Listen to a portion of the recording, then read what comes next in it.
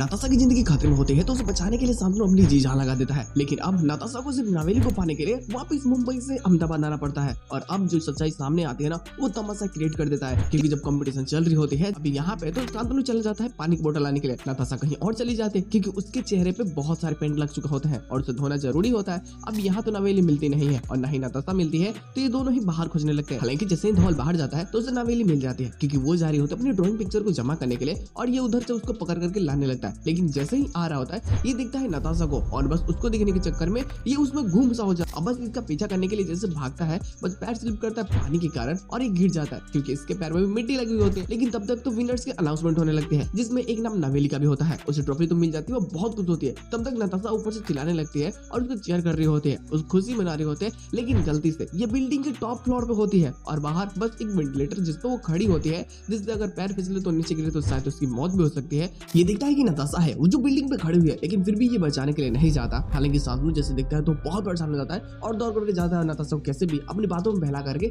उसे फाइनली बचा लेता है। लेकिन जैसे वो नीचे उतरता है तब तक नवेली भी गाड़ी में बैठ रहे होते हैं, क्योंकि अब धवल जाने लगता है और नवेली को बिल्कुल भी उसके दोस्त से मिलने नहीं देता। हालांकि नताशा भी एक बार लास्ट मिलना चाहती है नवेली से, लेकिन जब वो एयरपोर्ट जाता है तो शायद वहाँ पे हो सकता है कि मुलाकात हो या ना हो। लेकिन नवेली जैसे घर जाती है तो अब यहाँ पे बहुत बड़ी तमाशा एक ये हो जाती है कि नवेली को बहुत अजीब सा लगता है। पहले तो उसे जो लगता था कि घर जाने के बाद में सभी लोग खुशियां मनाएंगे क्योंकि जीत चुकी है, लेकिन यहाँ तो कोई उसकी ट्रॉफी को भी नहीं पूछ रहा होता है। सब लोग अपने में बिजी होते हैं और बस यही कारण होता है कि वो बस अपनी मॉम खोजना चाहती है, वो भी अपनी फैमिली के साथ में रहना चाहते हैं। तो बस ये बातें वो घर में बोलने लगती है और धवल की अब नई शादी करवाने की पूरी प्लानिंग होने लगती है सबकी। वो वापस मिलने जरूर ही आएगी और बस होता भी ऐसा है, पंडेश्वर का झुरा झंटा से मिल करके वो वापस आते हैं अहमदाबाद, गुजरात, सूरत में, ताकि वो नवेली से मिल सके। और अब तमाशा जो सामने होगा मकवानस फैमिली के, अब देखना बहुत बड़ा बवाल होगा कि यार जिधर धवल की शादी हो रही होगी, जहाँ नताशा आकर के क्या बखेरा करती है। खैर गुड लोग, जो भी चीजें होने वाली है वो काफी मजेदार और बवाल क्रिएट तो करेगी ही करेगी, तो मजा तो भर भर के आने वाला है।